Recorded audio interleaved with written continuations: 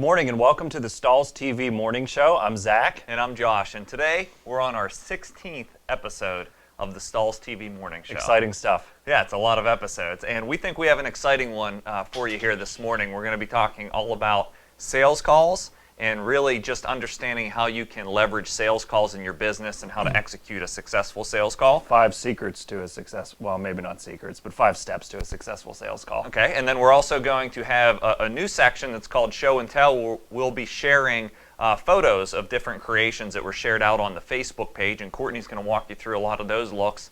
And then lastly, John Laux will walk you through customizing umbrellas. So we have a little bit of how-to, a little bit of sales call strategy, and some show and tell. So a very exciting episode. Let's start with the sales calls. Sounds good.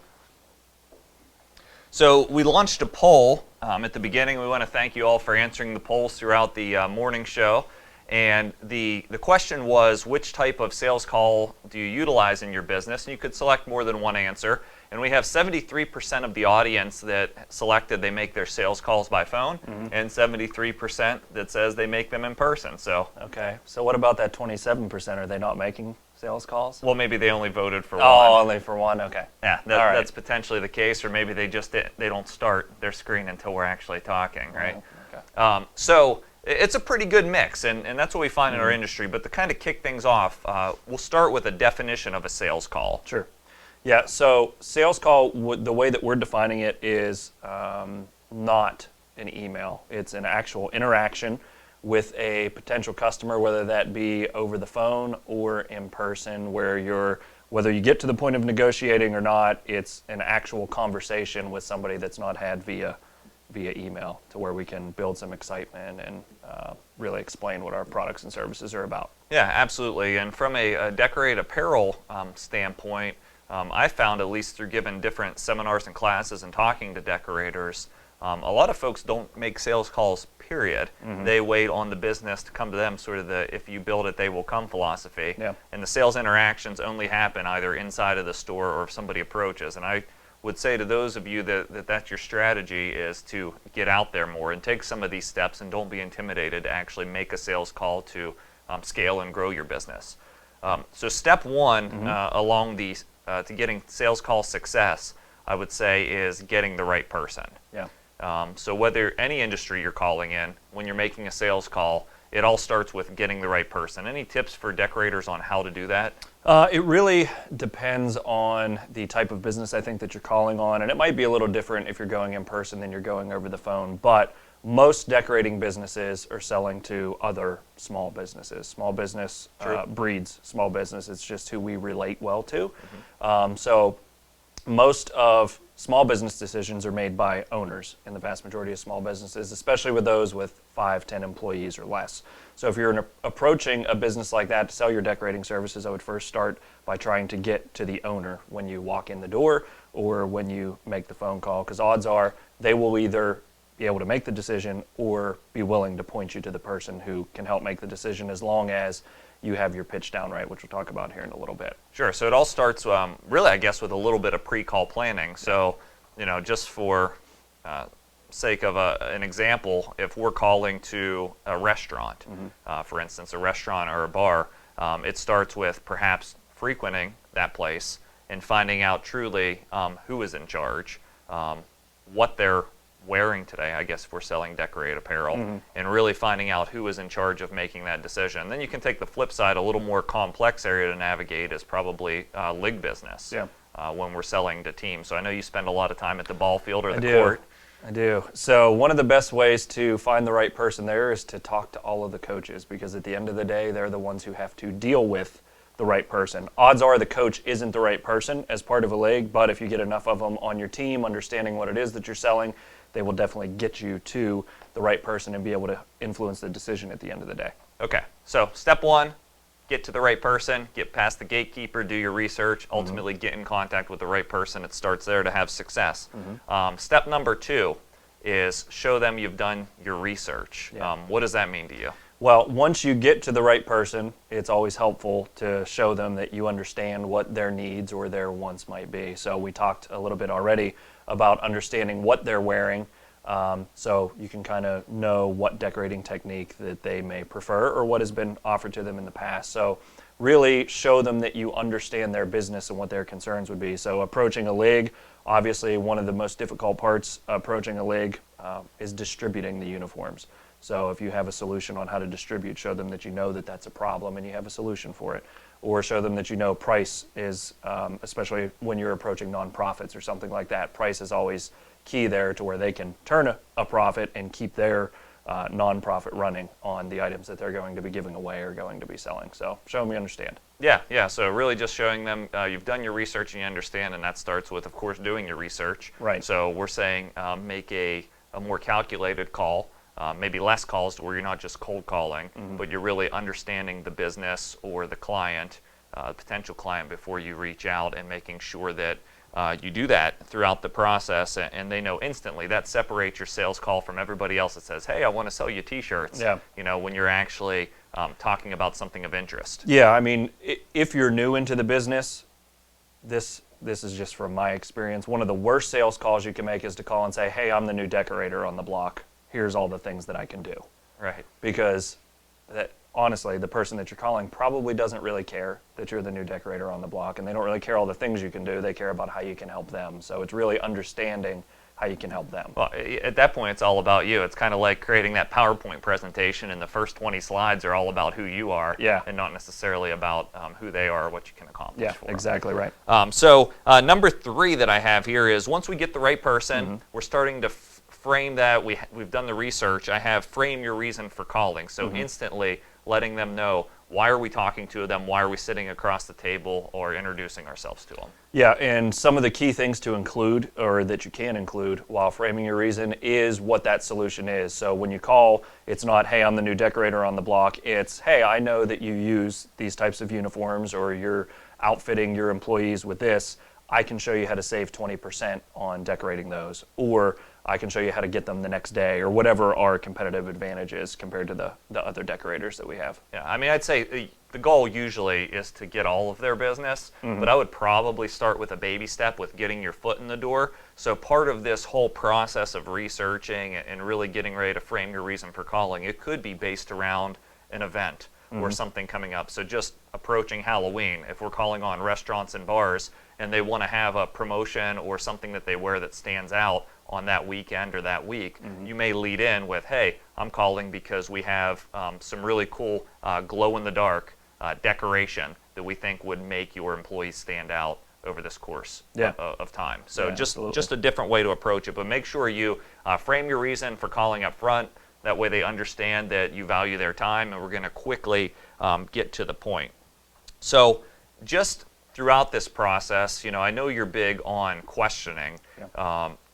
One-way communication. Why would you say that? Yeah, right. One-way Hopefully somebody got that out there. Yeah. One-way communication doesn't typically work in any sales call. It's all about a conversation. So what are some tips throughout this process to get the customer or potential customer talking? To get them talking, I mean, open-ended questions are a salesperson's best friend. So you don't want to call and say, do you currently order shirts from somebody? The answer is going to be yes or no, and they're probably, odds are most people aren't going to elaborate anymore on that. So you want to ask open-ended questions, and then you really want to listen for the answer. Don't just listen for what you want to hear and then start talking over the person once you've heard what you want to hear. You really need to listen and take the opportunity to read between the lines, because somebody can say one thing, not necessarily that they mean another, but you can definitely infer. So they say some things explicitly, but try and find the implicit meaning as well on how your solution works for them. Good. Yeah, questioning is a big part of sales, and more than questioning, really just listening, Right. and understanding. Because when it comes time for step 4 in the process, where we get to pitch our idea, hopefully this should be not necessarily the exact pitch we walked in with, but one that's been tailored to the response and what the customer's been sharing. So we're pitching a real solution here. Yeah, absolutely. When we hear those key terms or key phrases, again, we don't jump in, but we wrap them up into when it's our opportunity to pitch the actual idea, to speak to their needs and to their wants. And I'll say this, we'll say it probably again at the end, but it takes practice to do this. You have to make sales call after sales call after sales call before you'll start to think that you're even good at it. It can be an intimidating process, but practice really makes perfect on this. Good, good. And then showing really the customer, just to tie into pitching that idea, tying in some past success. Not necessarily, well, I sold this much or this much, but an example of a customer that maybe succeeded with this promotion. Maybe it's they stood out more wearing the uniforms that you created on the field, where the kids even wanted to wear them to school or whatever. The team spirit was just at an all-time high, but somehow tying in some sort of past success so they know you're not just a new decorator on the block, you've done this before. Yeah, I mean, essentially, we've talked about it before that referral business is great business. You using testimonials and past examples is building your own referral business. You're just doing the referring instead of the customer doing it. Long term, if you can walk in with referrals and testimonials to leave behind that relate to that situation, maybe that's a great way to follow up. So, step 5, what's the goal of this first interaction, this first sales call? What do you think the goal of a first sales call should be? Most of the time, if you are literally walking in cold call, the goal of the call should be to get either a follow-up meeting or just walk away with action steps as to, I'm going to get you this price proposal or whatever it is. I don't think 9 times out of 10 we're not going to walk out with an order on a cold call for a decorating business because maybe they just don't have the need right now and we're really just trying to feel it out. So our goal is to advance to the next step, which can be as simple as, hey, let's set a follow-up meeting in 2 weeks when you're ready to talk about this. Yeah, so step number 5 in the process is your goal equals an advance. So going into the sales call, you should understand what you want that advance to be. Sometimes that's a one sale. Odds are not on the first interaction. That's downstream further. It could just be the next appointment or the agreement. And then really, as you start to repeat this process and get advance after an advance through different interactions, it does lead to a closed won opportunity where you're starting to build the business, and then your goal becomes another sale and another sale. Yeah. But as you're doing this, as you're scheduling this advance, it may require some follow-up and execution on your side. So one of the biggest areas and things you have to do throughout this process is build rapport. You build rapport by listening and solving problems. You build rapport by following up and delivering on what you promised that you were going to do. It's really executing on the advance and making sure you're on time with the quote, the information. I think for decorators, for customers, really one of the biggest challenges is when they order that decorated apparel and it doesn't come on time. So you can start to prove your timeliness early and upfront in the process, and ultimately be able to hold your prices a little higher because you do what you said you would do. Right, yeah, you build trust all the way throughout the process. Every promise that you make that you deliver on is a way to build trust through the process, all the way to swiping the credit card or getting the check and after the order. Good. So just to follow up on the 5 steps, I want to reframe those for you. Step number 1 is get to the right person, whether that's on phone or in person. Make sure you have the right person before you execute any further steps. 2 is show them you've done your research, which requires pre-call planning. 3 is frame your reason for calling. That way they know you're not wasting their time. They know exactly what you're about up front. 4 is pitch the idea. After you get some open-ended questions and understanding, we're going to pitch the idea. And number 5 is ultimately get that advance and get that commitment to advance to the next step from the particular prospect or customer. Absolutely. So hopefully executing some of these steps can help you have tighter, better sales calls. And now we want to turn it over to Courtney K to show you how to create some really cool looks that different viewers have shared that you can present on these sales calls and follow-up steps.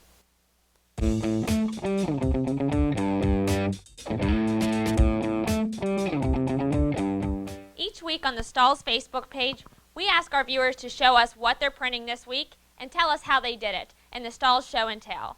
We've been watching this for the last few months at the Stahls TV studios, and we just love the creativity and some of the looks that decorators are creating on there. So we wanted to share them with our viewers as well. In this, we've created our top 10 looks for the month of September and pulled them from the Stahls site. So let's walk through those top 10 looks. The first one that we're going to look at is actually a 2-color glitter flake design on a sparkle t-shirt. The reason we pulled this design is it has some really unique design elements in adding the pattern and the background and the silver, but also that they've taken 2 colors of glitter flake and added an extra element of bling through a sparkle t-shirt. This design, since it was created with CAD cut glitter flake, would have to be created with either a vinyl cutter cutting the silver and the red separately, or you could order them in custom CAD cut glitter flake transfers, but it allows you to create that full color bling or 2-color bling finish on a sparkle t-shirt. It's really popular and something we're seeing a lot for school and spirit wear season, especially in the month of September on the Stahls TV site. Keeping with spirit wear in mind, of course, September brought a lot of great school fan wear designs to the show and tell site on the Stahls Facebook page. And with that, this one's actually a 3-color design mixed in rhinestones. So we have 2 colors of glitter as well as CAD-cut fashion film, and it creates a 3-color effect with the rhinestones. Decorators are usually interested in learning how to mix rhinestones because it adds that extra element that you're looking for to sell the garment for a higher price with rhinestones. If you're going to mix that with your heat transfer vinyl like they've done here, I always recommend doing multiple applications. So apply your heat transfer vinyl first, and then go and apply your rhinestones. This will ensure you get an accurate application and pressure across the entire design so it sticks, stays, and is durable. The third design we're going to look at is actually a unique application for using a goof-proof transfer from Transfer Express. I chose this because I absolutely love the creativity of this decorator. So we talk a lot about packaging together items and finding unique sales opportunities, and this decorator specifically went out and found those. So look for opportunities to use your screen printed transfers and other transfer types on bags and things like that to package for teams. So if you're going out for a bowling league and printing their t-shirts, offer to personalize their bags as well, and this is a great look for that. One question we often get from decorators is how to print burlap. So with this item specifically, this is actually a tote bag made of 100% burlap printed with CAD-cut fashion film. So this was another unique look that's been created with a vinyl cutter and CAD-cut fashion film, but you could use screen printed transfers as well. Just heat apply the bag as you would any other cotton bag, and then this decorator added a pop of the chevron bow to the top of the tote bag to kind of create a unique look that's sure to sell. Anytime you can add little elements like the bows and things to the bags, that'll help create a nice element for any type of women's apparel or bags. The next look we're going to look at is another multicolor design. This one specifically mixes fashion film in the electric or the metallic silver shade with CAD-cut glitter flakes. So a lot of the designs that we pulled for the top looks and the show and tell Facebook page showed us that a lot of decorators are actually mixing together multiple materials using a vinyl cutter and their heat press to create really unique looks. This one, again, another example of how patterns are just really popular this fall and all times of year really for different designs. So this one mixes the monogram print along with glitter flake in black, orange on top of a metallic silver. If you're decorating for school or for spirit wear, you will notice that there's a lot of people decorating designs specifically with hair bows and different designs like that. So we've seen a lot on the show and tell where they're creating multiple color designs and different logos with sublimation and glitter flake to create different hair bows. So this one specifically is a multicolor design using glitter flake and fashion film. So this design, we actually created multiple designs for either a dance team or school design or anything like that to personalize it. So the Michael Jackson face is actually made with fashion film, and the rest of the hair bow is mix and matching glitter flake shades. So you can get really creative with what you can create with hair bows. For the next look, I wanted to create one that was actually unique to printing jackets and different outerwear. So if you've been watching the Stahls TV morning show lately, you'll notice that we've been personalizing a lot of jackets and outerwear. And so with that, we're going to be personalizing a jacket using a performance wear jacket with elasti prints. The next pick from the Stahls Facebook page and the show and tell is a look that's unique and has a multicolor mixed media design. This design mixes together 3 colors of fashion film in lime, silver, and red, and also some pops of CAD-cut glitter flake in silver to make the stars really sparkle. This is a unique way that you can use colors, and I love the way the designer of this shirt used the bling effect of glitter to pop and make the stars really stand out in areas of the design. It's a unique way to use a bling finish aside from just creating a full glitter effect. The 9th design that we picked from the Stahls heat printing Facebook page is one of my favorites. This one mixes together screen printing with foil and with CAD-cut glitter flakes. So you can use CAD-cut materials in your vinyl cutter to create name drops and create designs within screen printed ink, just like they've done here. As you've seen in a lot of these designs, and we're seeing a lot in the show and tell, especially with September, fanwear is becoming really popular with metallic and glitter effects, and we're starting to see a lot of people use these 2 different finishes together to create multicolor mixed media designs. And for our final look, I chose one that actually uses a printable full color design.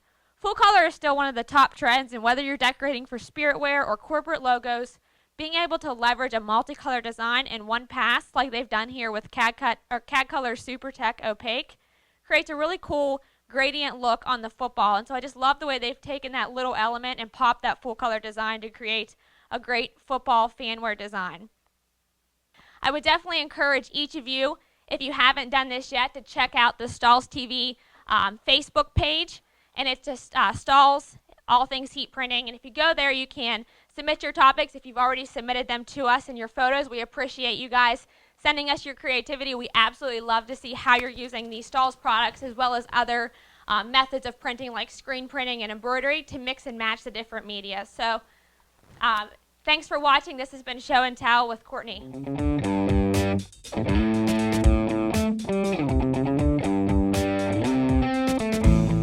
Good. Thanks, Courtney, for sticking with us and fighting through those technical difficulties. Yeah. We were hoping to go through 10 different looks there. I think we got through about half of those, but rest assured the Stahls TV Morning Show is published on stahlstv.com, and we'll make sure we have all of those looks in our broadcast archive there. If you just click on Morning Show, you'll get all those editions. So appreciate you toughing that out. But speaking of technical difficulties, we talked last week about decorators having some difficulty in cutting heat transfer films, specifically because they weren't keeping sharp blades. And Ted Stahl blogged about the importance of a sharp blade and making sure it's just barely sticking out of the blade holder when you're cutting a variety of heat transfer films like we saw on the Show and Tell segment. Another idea for that, and I know you're a big proponent of this, is having dedicated blade holders. So rather than having to sort of redial in the depth of the blade, the idea of just keeping several blade holders for cutting different materials will speed things up in production. Yeah, absolutely, especially on vinyl cutters that have preset conditions where you can preset the type of blade holder that's in it. You can have a glitter blade and blade holder, you can have a performance vinyl blade and blade holder, and then just your standard vinyl blade and blade holder. It's really easy to change out for you, especially if you have other people who are operating the cutter. It is a bit of a science to dial the blade depth in, so you can dial it in once and sit the blade holder there for your operators to change out. Makes it really simple. Yep, absolutely. So that's just one production tip, and for some other production tips, we're going to go to a previously recorded segment from John Laux, and he's going to show us exactly how to customize umbrellas, which can be a tremendous sales opportunity for your business. Printing unique items can generate niche opportunities with untapped potential. I'm John Laux with Stahls TV, and today I'll show you what it takes to customize umbrellas quickly and easily with a heat press.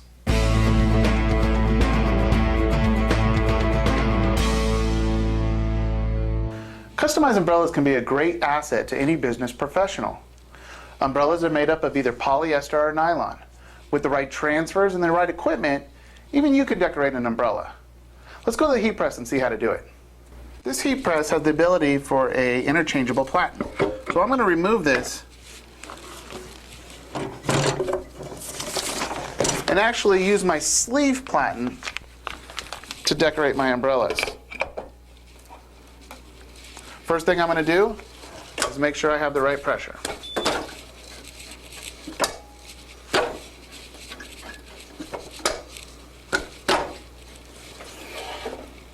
I'm going to open my umbrella,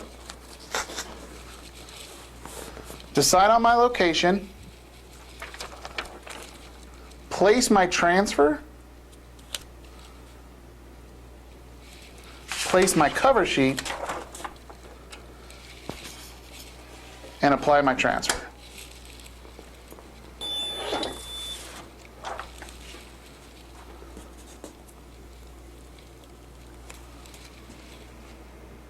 Next, I'm going to do a collapsible type umbrella.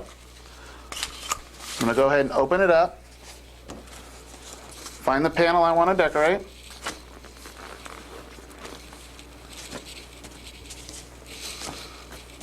place my transfer,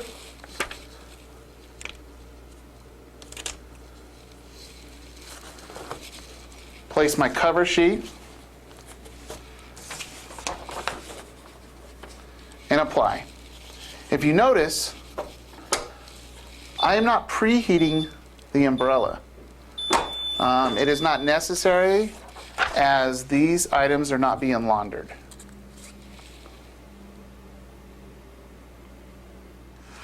Now I'm going to go ahead and decorate a high visibility umbrella with a reflective transfer. This is a great promotional item. Again, we'll go ahead and find our panel. Place our transfer. Place our cover sheet. And apply.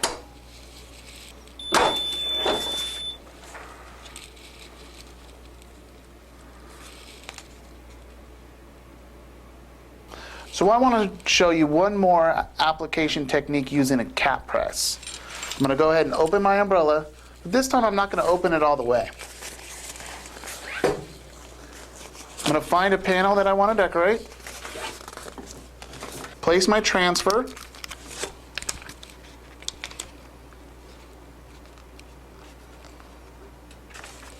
cover with my cover sheet, and apply.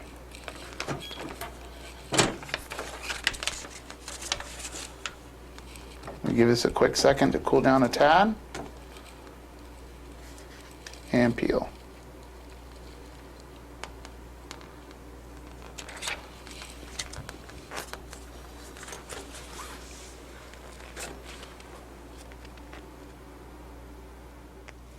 As you can see, decorating umbrellas can be very simple and a great way to generate revenue for your business.